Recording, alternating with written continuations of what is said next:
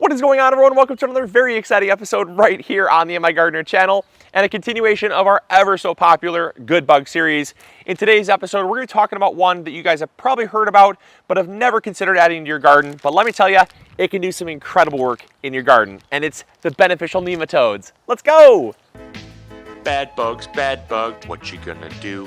What you gonna do when they come for you? Bad bugs, bad bug.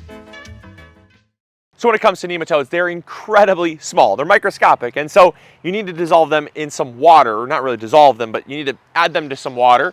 And so they come in basically like a powder that allows you to mix in with water and apply it that way, because it's not like releasing a beneficial insect like a ladybug where it's like, oh, that's a ladybug.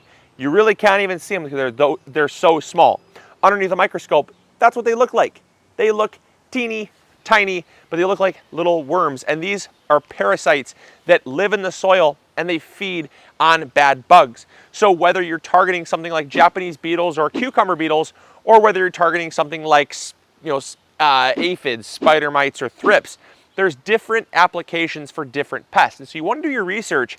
And the really nice thing is with Nature's Good guys, not a sponsor, we're just partnering with them on this episode because I want to get this information out to you guys. They actually break down the different nematodes and their target hosts on their website. And so I'll post a link in the comments box or the description box down below so you can go check it out, and you can really see, if you're trying to target things like Japanese beetles and cucumber beetles, there's a nematode for that.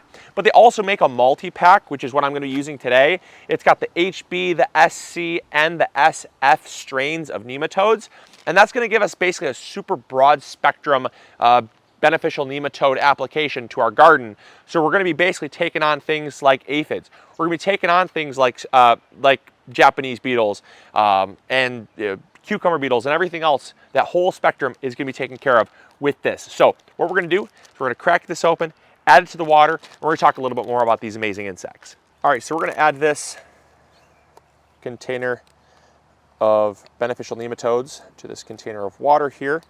And what I was going to mention is that this does not affect the adults. It's a really important distinction here that this does not actually control the adults. It only controls the larval stage. So like the grubs, right? You're actually putting these in the soil. And when they go into the soil, they're going to affect the grubs, the little babies, before they pupate, before they hatch. And that way you can effectively control them before they hatch and wreak havoc on your garden. All right, so we added that powder into this jug here. We mixed it up with some water, so it's basically a little slurry with all of our beneficial nematodes in the water. And what we're gonna do is we're gonna spray our garden down. Now, again, what you're gonna notice here is we're spraying our garden down, but we're not targeting adults. We're not targeting the adult beetles. They might already be in our garden, and that's fine. This won't have any effect on them. What we're doing is we're affecting the larvae. So we want to do this in early season before they actually pupate and before they become adults, because the thing is that the beneficial nematodes only feed below the soil surface. And so what we're going to do is we're going to spray it on our garden. We're going to apply it pretty heavily to our beds here. And then what we're going to do is we're also going to spray the surrounding areas. We're going to spray the walkways. We're going to spray anywhere we can actually spray this solution, because what we're doing is we're getting that in the soil. We're getting the beneficial nematodes in the soil so that, you could literally just, you can spray to your heart's content. At a certain point, you need to kind of weigh the pros and cons, obviously, but having it in your soil can be a very effective way to control those creepy crawlies, bugs, insects that you really don't want, and they are very, very beneficial.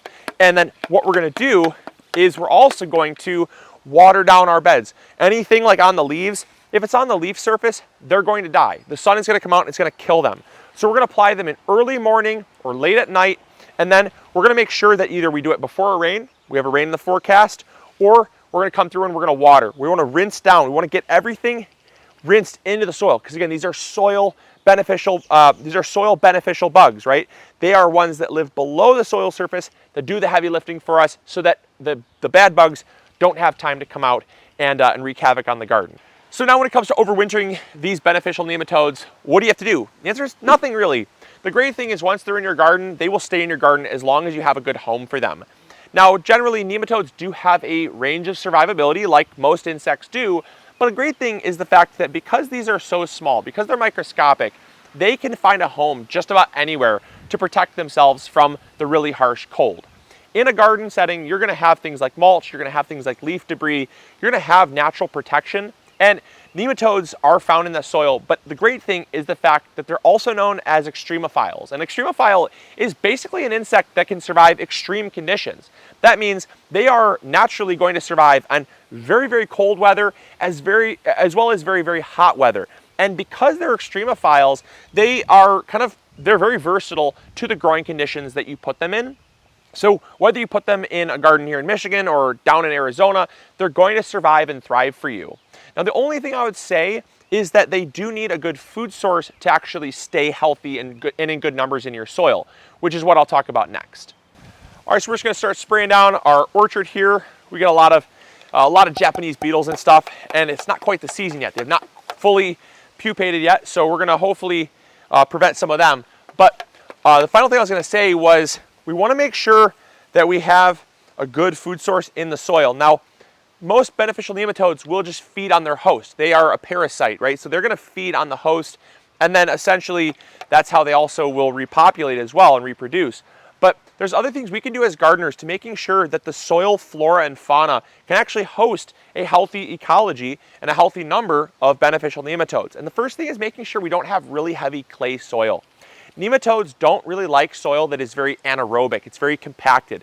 Nematodes, because they're a parasite, they do need to breathe, they do need oxygen. And so it's really important that we give them lots of oxygen in the soil, and that comes in the form of having good organic matter in the soil, making sure that it's not too compacted.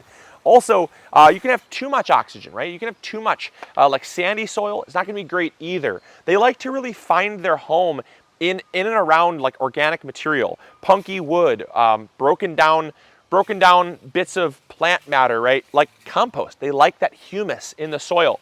So really sandy soil is not ideal either.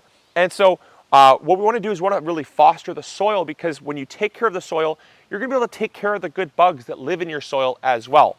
Now, granted, a lot of people are probably going to say, well, in healthy soil, don't you already have these beneficial nematodes? And the answer is yes, you definitely do. But sometimes things can get out of whack. Other times, if you have overly worked the soil, or if you have poor growing conditions, sometimes their numbers can be low. And what we're doing is we're basically inoculating the soil with good numbers. We're basically bringing in a good population of them so they are in the soil. But if you make your own compost, if you use things like worm castings and stuff, you're gonna have really good numbers of them. This is just assisting in their population size. And the bigger the population, the more control there can be.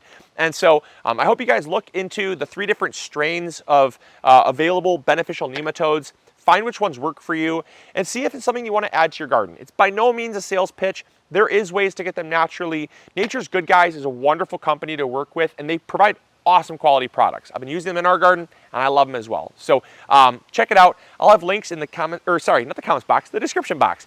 For the comments box is for you to let me know if you enjoyed this video, let me know what you learned, and to let me know if you've tried nematodes in your garden. That's what the comments box is for. The description box is for you to adventure and see what else is available. So I hope you guys enjoyed. I hope you all learned something new. Do some research, have some fun, happy gardening, and we'll catch you all on the next episode. As always, this is Luke from the MIgardener channel, reminding you to grow bigger.